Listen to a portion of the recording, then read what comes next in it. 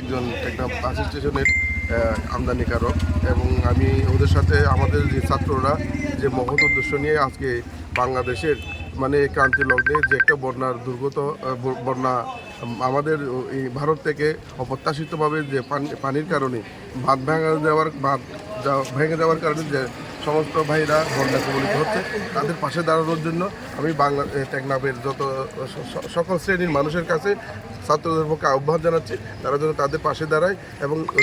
যতটুকু পারে যার যতটুকু সামর্থ্য আছে এই বন্যা কবলিত মানুষের পাশে আমরা দাঁড়াই যেন দেশটাকে আমরা সবাই মিলে সহযোগিতা করি এবং যেটা সামনে যে দুর্গবলিত এলাকা বন্যা দুর্গবলিত যে এলাকাগুলো আছে তাদের জন্য আমরা সামান্যটুকু হলেও কন্ট্রিবিউশন করতে এই প্রত্যাশা নিয়ে আমি তাদের সাথে আছি থেকে যেন আমাদের যেগুলা অসহায় ভাইরা নোয়াখালীতে রংপুরে কুমিল্লাতে যারা নোয়াখালীতে যারা অসুবিধা আছে তাদের জন্য আমরা আমাদের পক্ষ থেকে যতটুকু সম্ভব যা পারতেছি আমরা টেকনাফের পক্ষ থেকে আমরা চাইছি সবাই যেন টেকনাফের পক্ষ হয়ে বা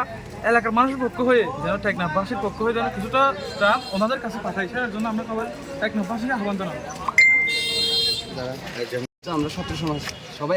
এক থাকতে চাই। আমরা ছাত্র হয়ে যদি আমাদের দেশের যদি অবস্থা বন্যা কবলিত এলাকায় আমরা যদি আর্থিকভাবে কোনো সহযোগিতা করতে না পারি, আমরা ছাত্র হয়ে বাসা অনেক কষ্টকর। আমার নিজের ভিতরে একটা অন্তর আছে, আমরা যদি আমাদের পাশে যদি আমরা জনগণ যারা আছে তারাই আমাদের জনগণ। আমরা কি হতে দেশের বাইরে না, আমরা তো সবাই দেশের ভিতরে। ক্ষতি হলে আমাদের দেশের হচ্ছে, আমরা সাধারণ জনগণ যদি তাদের পাশে থাকতে না পারি, আমরা ছাত্র হয়ে বুক করলে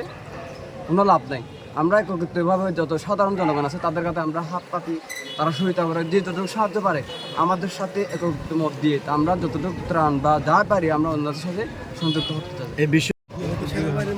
আমরা আমাদের যে কাঙ্ক্ষিত দেশ সরকারি নিয়োজিত আমাদের বাংলাদেশ সেনাবাহিনী রয়েছে ওনাদের মাধ্যমে আমরা সমন্বয় করে আমাদের যে টেকনাফ থেকে যে টেকনাফ সরকারি কলেজ যে ছাত্ররা যে টাকা কালেক্ট করবে সেই টাকাগুলো আমরা ওনাদের মাধ্যমে পৌঁছে দেবো। ওনাদের মাধ্যমে আমরা যে দুর্গত আমাদের দেশের যেসব এলাকায় পানি উঠেছে তাদের মাঝে আমরা এই টাকাগুলো পাঠিয়ে দেওয়ার জন্য আজকে শুরু করেছি। আমরা যতদিন পারি আমরা ততদিন ওনাদের জন্য যতটুকু সম্ভব টেকনাফ থেকে আমরা যত কালেক্ট প্রয়োজন সব পাঠানোর চেষ্টা করবো।